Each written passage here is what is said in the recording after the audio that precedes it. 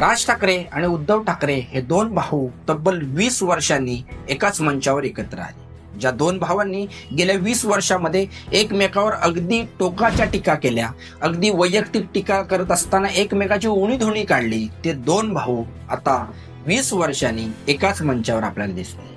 आणि या सगळ्या गोष्टींवर लोकांमध्ये दोन मतप्रवाह बघायला मिळतात.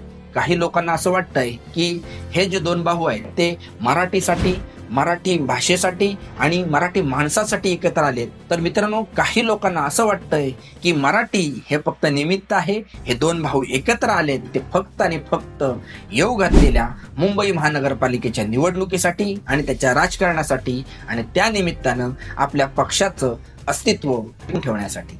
तर मित्रांनो, सध्या तरी हे दोन भाऊ मराठीच्या निमित्तानं आपल्याला एकत्र आलेले दिसत आहेत. आणि ज्या प्रकारे त्यांनी वरळी डोम येथे विजयी मेळाव्यामध्ये सरकारविरुद्ध भाषण केलं, त्याच्यावरून असं वाटतंय की येणाऱ्या काळामध्ये मुंबई महानगरपालिकेच्या निवडणुकीमध्ये हे दोन पक्ष आपल्याला एकत्र दिसू शकतात.